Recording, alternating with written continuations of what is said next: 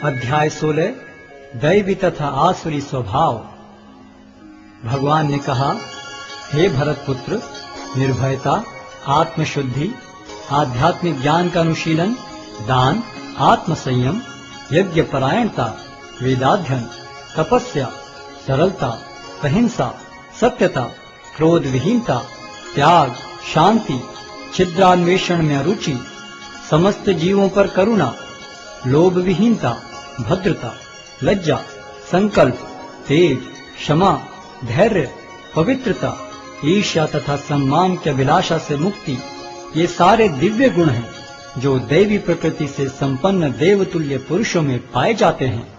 हे प्रतापुत्र, दंभ, दर्प, अभिमान, क्रोध, कठोरता तथा ज्ञान ये आसुरी स्वभाव वालों के गुण हैं। दिव्य गुण मोक्ष के लिए अनुकूल हैं और आसुरी गुण बंधन दिलाने के लिए हैं। हे पांडुपुत्र, तुम चिंता मत करो, क्योंकि तुम दैवी गुणों से युक्त होकर जन्मे हो। हे प्रथापुत्र, इस संसार में सृजित प्राणी दो प्रकार के हैं, दैवी तथा आसुरी। मैं पहले ही विस्तार से तुम्हें दैवी गुण बतला चुका हूँ। अब मुझसे आसुरी गुणों के विषय में सुनो।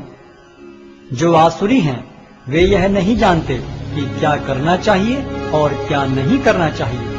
उनमें न तो पवित्रता, न उचित आचरण और न ही सत्य पाया जाता है। वे कहते हैं कि यह जगत मिथ्या है, इसका कोई आधार नहीं है और इसका नियमन किसी ईश्वर द्वारा नहीं होता।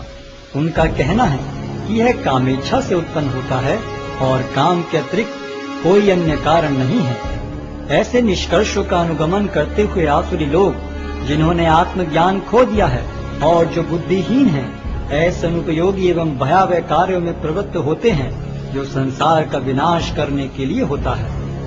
कभी न संतुष्ट होने वाले काम का आश्रय लेकर तथा गर्व के मद एवं मिथ्या प्रतिष्ठा में डूबे हुए आसुरी लोग इस तरह मोहग्रस्त होकर सदैव क्षणभंगुर वस्तुओं के द्वारा अपवित्र कर्म का व्रत लिए रहते हैं।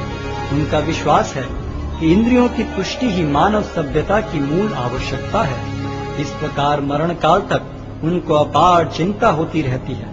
वे लाखों इच्छाओं के जाल में बंधकर तथा काम और क्रोध में लीन होकर इंद्रिय तृप्ति के लिए अवैध ढंग से धन संग्रह करते हैं। आसुरी व्यक्ति सोचता है, आज मेरे पास इतना धन है और अपनी योजनाओं से मैं और अधिक धन कमाऊंगा। इस समय मेरे पास इतना है, किंतु भविष्य में यह बढ़कर और अधिक हो जाएगा। वह मेरा शत्रु है और मैंने उसे मार दिया है और मेरे अन्य शत्रु भी मार दिए जाएंगे। मैं सभी वस्तुओं का स्वामी हूँ, मैं भोक्ता हूँ, मैं सिद्ध, शक्तिमान तथा सुखी हूँ। मैं सबसे धनी व्यक्ति हूँ और मेरे आसपास मेरे कुलीन संबंधी हैं।